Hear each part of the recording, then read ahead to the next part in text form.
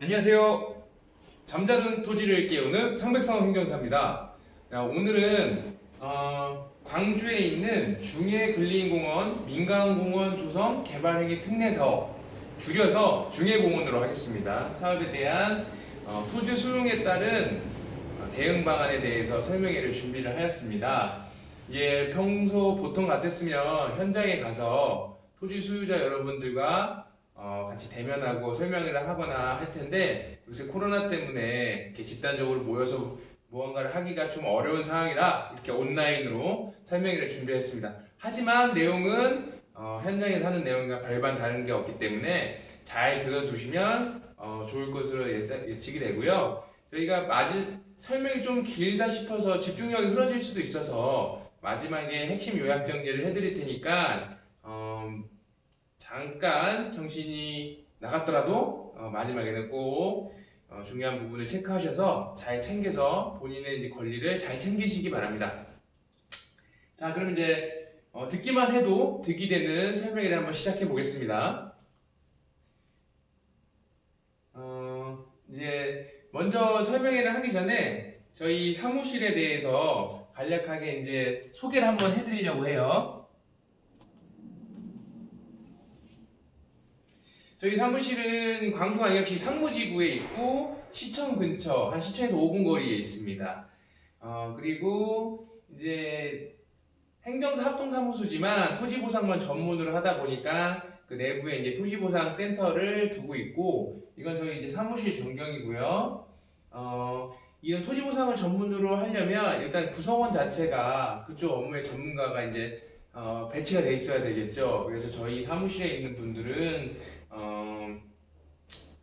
전직 공무원 출신들이고, 현직에 계셨을 때는 이제 토지와 관련해서 아니면 보상과 관련해서 다 업무 경험이 출중하시고, 그다음에 오랜 동안 경험이 쌓여 있어서 노하우 면에서는 상당히 많은 다수의 경험이 있다. 네, 이런 부분을 말씀드리고 싶고요. 그다음에 이제 업무 협약으로는 이제 보상은 결국은 행정 심판이 끝나면 소송까지 갈 수 있기 때문에 이제 서울에 있는 감정평가사 출신 변호사가 저기 있는 로펌과 지금 업무 협약 중이고, 마지막에 이제 세금을 내야 하기 때문에 이제 세무사와 업무 협약이 돼 있어서 이제 절세 부분까지도 이렇게 원스톱으로 이제 제공을 하고 있습니다. 저희 역할은 뭐냐? 저희 역할은 여기 보시는 바와 같이 5가지 크게 볼 수 있는데, 사업의 시작이라고 하면은 이제 사업인정고시나 이 사업이 이루어지겠다라고 이제 주변에 소문이 날 때부터 이제 설명회를 통해서 어떻게 사업이 진행이 되고 어떻게 준비를 하셔야 되는지에 대해서 설명을 해드리고, 그 다음에 저희 같은 사람도 있다 한번 알려드리고, 이제 보상 자문 사업이 시작이 되면 중간중간에 민원이 발생을 합니다. 많은 민원이 발생하는데 그때마다 이걸 어떻게 처리해야 될지 고민을 많이 하세요. 스트레스도 많이 받고 그러기 때문에 저희가 중간중간에 보상 자문을 해드리고, 그럼 저희의 역할은 결국 이 초록색 부분에 있는 행정심판이 핵심입니다. 보상금을 증액을 시키기 위해서 행정심판을 통해서 이제 보상금을 좀 더 경제적인 이익에 보탬이 되도록 노력을 하고 있고, 그 다음에 행정심판으로도 부족하다.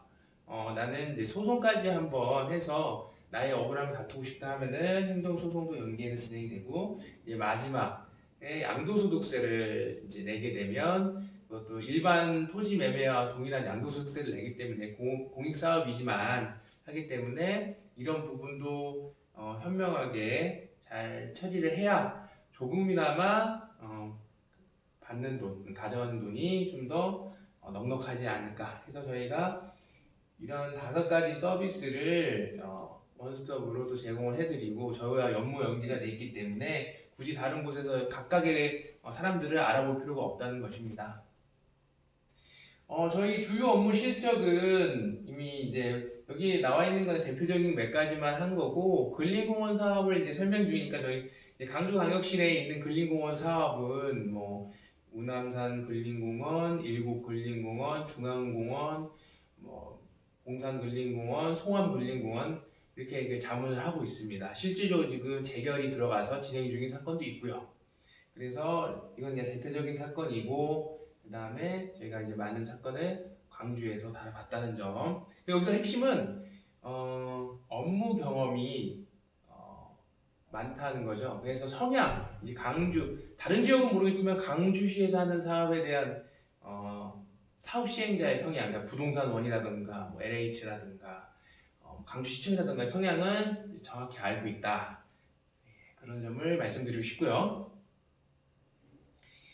사업지구 현황을 이제 한번 간략하게 보면은 여기 보이시는 산이는 이제 조감도고, 조감도가 아니고 이제 위치도고, 중예공원 사업이고, 사업 시행자는 광주광역시와 민간 사업자인 광주중예공원 개발 주식회사에서 사업을 진행하고, 보상 업무 수탁은 이제 한국감정원인데 이제 이거 명칭이 바뀌었죠. 부동산원으로 한국부동산원에서 보상 업무 수탁을 하고 있습니다.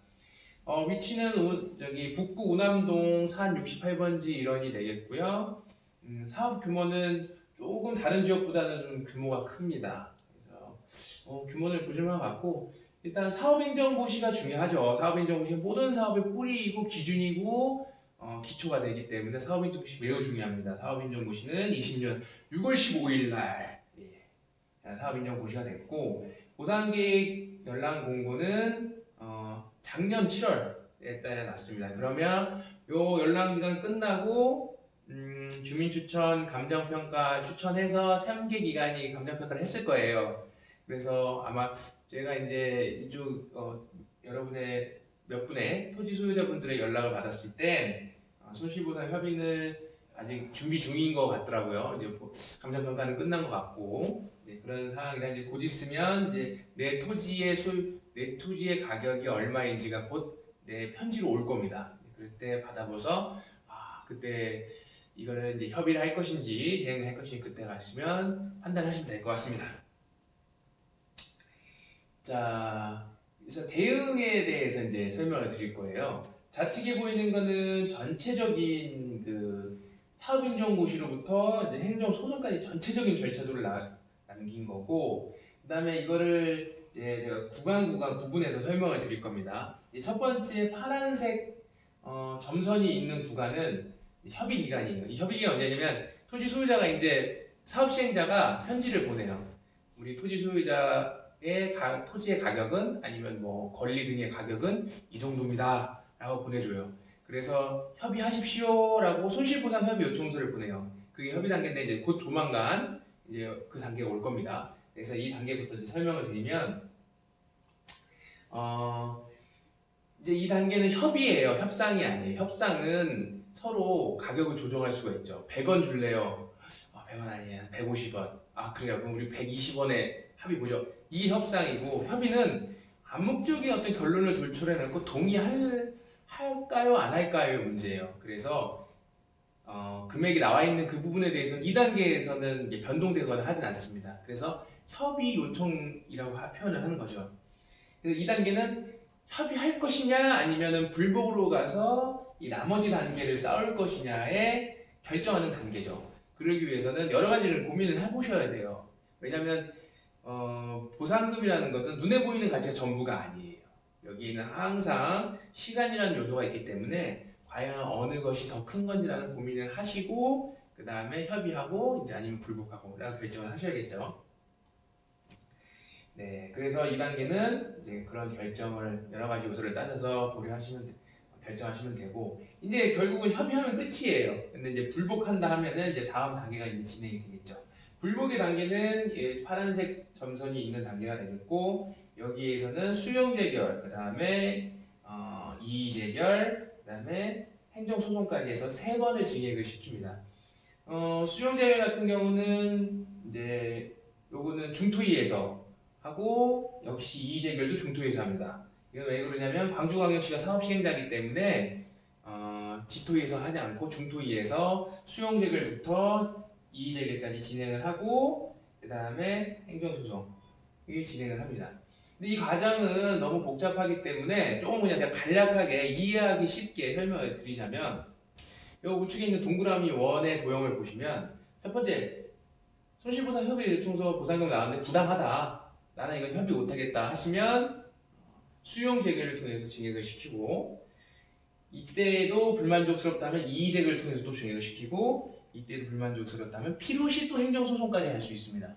그런데 여기서 중요한 거는 이때는 금액을 받으면 안 되겠지만 수용제기이 끝나고는 보상금을 전액 수령할 수 있습니다. 이 유보만 쓰신다면. 나머지 단계도 이 유보를 쓰신다면 다음 단계로 넘어갈 수 있다는 거죠.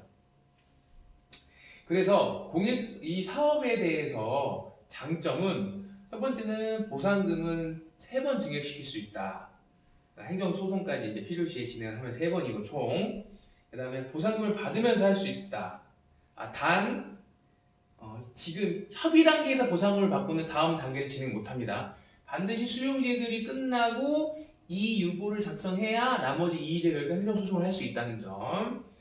그다음에 보상금은 행정심판에는 행정법에 따라서 감액되지 않는다는 거.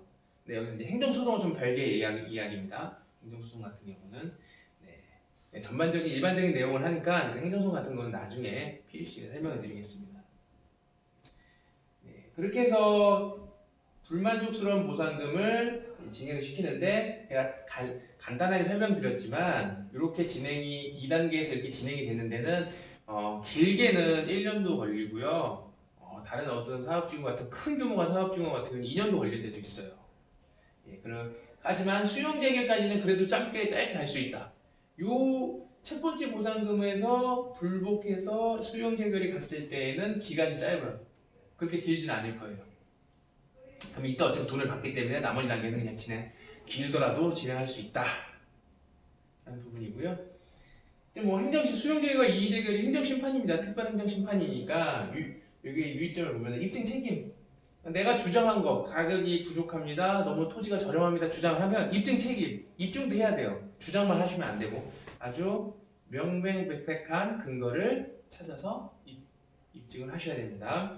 두 번째 재결정지주의는 이제 행정심판이 끝나야 소송을 할 수 있다. 그래서 수용제결이 끝나면 행정소송을 할 수 있습니다. 바로 행정소송은 못하고요. 자, 그다음 세 번째 불구분리 원칙. 이건 뭐 관망식 버티기 이런 거죠. 그냥 버텨보는 거야. 한 말도 안 하고 그렇게 하시면 안 돼요. 그러니까 묻지도 않으면 대답도 안 해준다는 개념이고 명확히 뭐가 문제인지를 얘기를 해야 됩니다. 자, 네 번째 불이익 변경 금지 원칙. 아까 말씀드린 대로 감액되지 않는다는 점 알고 계시면 됩니다. 잠깐 멈췄네요. 네, 제가 핵심 정리해 드릴게요. 앞에 내용을 이제 종합적으로 봤을 때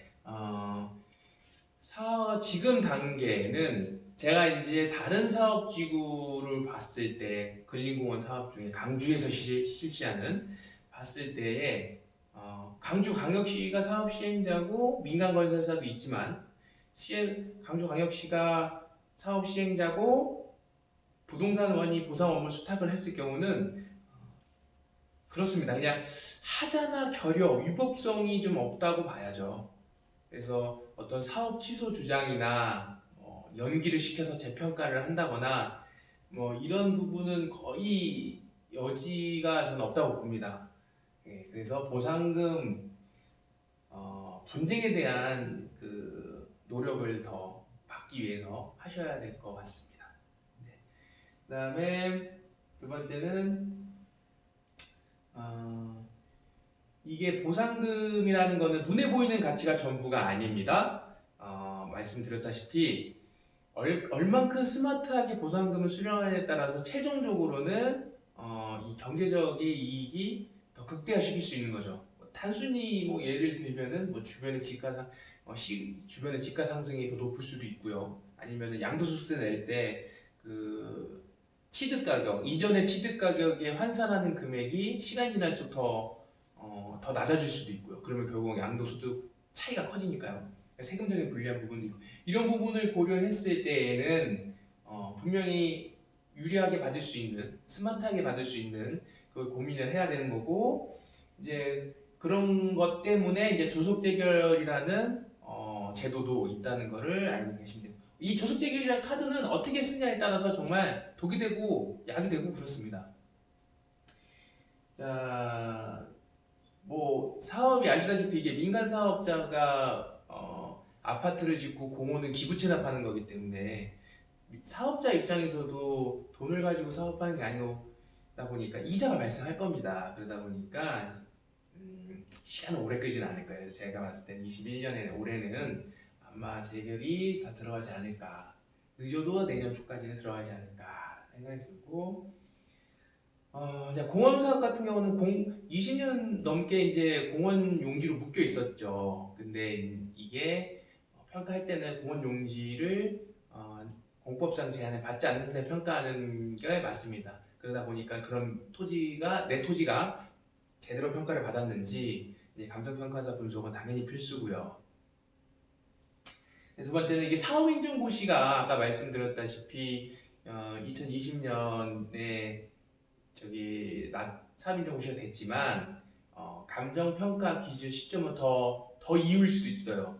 그거는 이게 불특정 다수의 일반인들에게 어떤 정보가 여기가 이제 개발이 된다는 걸 알려지면서 순간적으로 시세가 급등이 되면 개발이 배제를 위해서 더 시점을 각오를 할 수 있다는 점. 그래서 그런 사업인정고시와 어떤 감정평가를 했던 가격 기준, 가격 시점에 그 괴리가 발생한다. 그럼 그거를 차이를 줄이기 위해서는 분명히 어떤 노력도 필요할 것이다. 대응을 해야 될 것이다. 하는 점과 마지막으로 드리고 싶은 말은 이게 시간도 오래 걸리고 복잡하고 중간중간에 민원과 운용의 묘가 필요합니다. 그래서 상담받고 자문을 받을 수 있는 전문가 또는 이제 이 업무를 경험이 많은 분한테 도움을 받는 것을 추천해 드리겠습니다. 일단은 제가 드릴 설명은 제가 준비한 내용은 여기까지고요. 개별적인 내용과 그다음 추가적으로 궁금한 점이 엄청 많으실 거예요. 그러면은 뭐 한번 여기 나와 있는 번호로 연락을 주신다거나 아니면은 제가 찾아가서 설명을 드리거나 하겠습니다. 그래서 부담 갖지 마시고 언제든지 연락을 주시면 이 중예공원에 관련된 그 정보는 서로 공유하고 나누고 할 수 있도록 하겠습니다. 자, 긴 시간 영상 시청 감사하고요. 저는 또 다음에 찾아뵙겠습니다. 감사합니다.